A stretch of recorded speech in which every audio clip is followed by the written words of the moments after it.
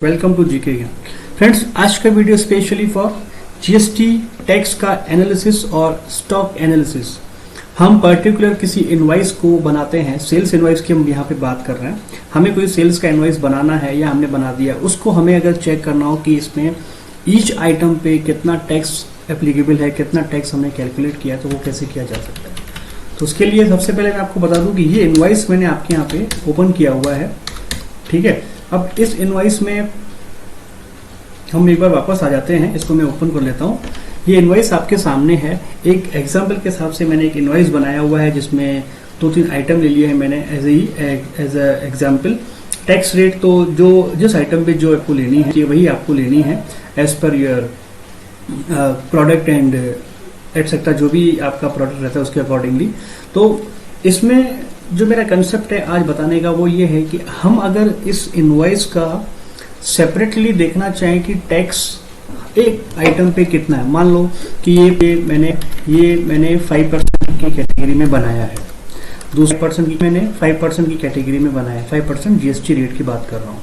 Third one is पपड़ी, ये मैंने बनाया है 12% की कैटेगरी में, और ये आलू सेव अपना आ गया 12% की कैटेगरी में।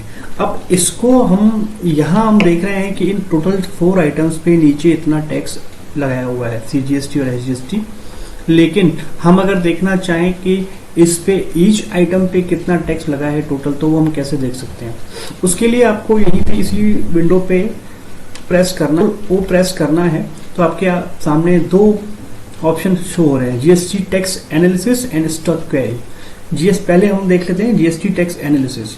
जीएसटी टैक्स एनालिसिस का मतलब ये है कि हमको जीएसटी का देखना है कि इस पे टैक्सेबल वैल्यू पे कितना परसेंट जीएसटी की वैल्यू अलग अलग आइटम पे कितना लगा हुआ है। तो उसके लिए हमको कंट्रोल ओ करना है, जीएसटी टैक्स एनालिसिस में जाना है, और यहाँ पे आप ऑल्ट ए भी कर सकते हैं। तो आपका ये देखिए, ये एक तरफ से आपको ये टोटल सेल्स टैक्सेबल वैल्यू बता रहा है। ये जो आपका एक आइटम था पोहा 9825, इस पे इतना टैक्स लगा है। अनदर पोहा सेम परसेंटेज, इतना आपका टैक्स लगा। आप कैलकुलेट करके देखेंगे तो 7400 इंटू 5% हम करते हैं तो इट विल बी 370, ठीक है।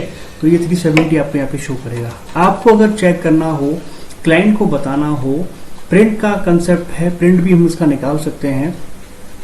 अभी मैं आपको बता रहा हूँ कि हम अगर चेक करना चाहें तो कितना किस पे टैक्स लगा हुआ है, तो उस हिसाब से हम यहाँ पे इसको देख सकते हैं।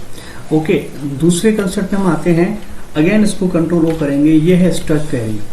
स्टॉक क्वेरी में आप जैसे उसको यस करेंगे तो आपके सामने एक ऐसा विंडो ओपन हो जाएगा।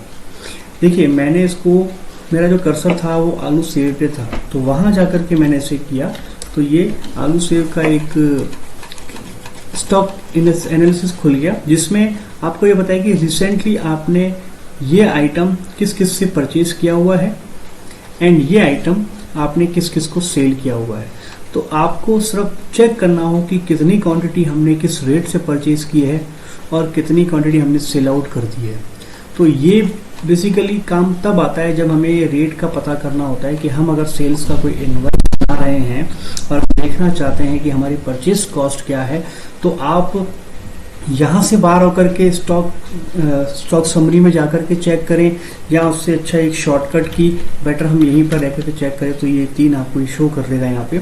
यहाँ आपको बताएगा कि आपकी एक आइटम जो परचेज किया वो 58 से, सेकेंड 180 से और 33 से। और अब आपको इसमें क्या प्राइस फिलअप करना है वो आप अकॉर्डिंगली इसको देख करके कर सकते हैं, ठीक है। अब इसमें मैं आपको एक और चीज, एक एक्स्ट्रा फीचर बता रहा हूँ, वो ये कि हमें HSN कोड मैंडेटरी हो गए हैं, मेंशन करने होते हैं हमें हर एक इनवॉइस में।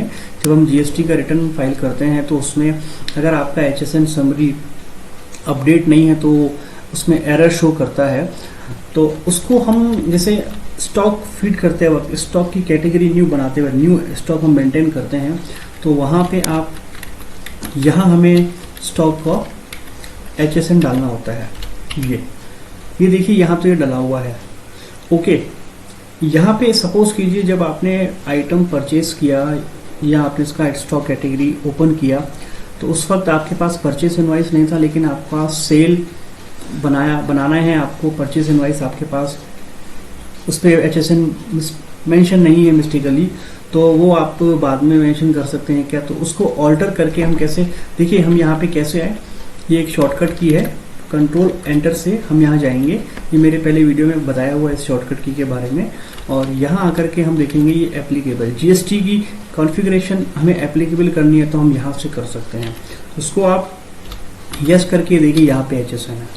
अब समटाइम्स क्या होता है कि HSN यहाँ तो मेंशन किया हुआ है, लेकिन फिर भी जीएसटी पोर्टल का जो हमारा GSTR 1 होता है या 3B होता है उसमें हमें शो करता है कि आपके इन आइटम्स पे जीएसटी मेंशन नहीं किया हुआ है, लेकिन हम यहाँ आकर के चेक करते हैं जीएसटी तो मेंशन किया हुआ है। तो बताता हूँ ऐसा क्यों शो होता है। उसके लिए देखो आपको Alt+W प्रेस करना है।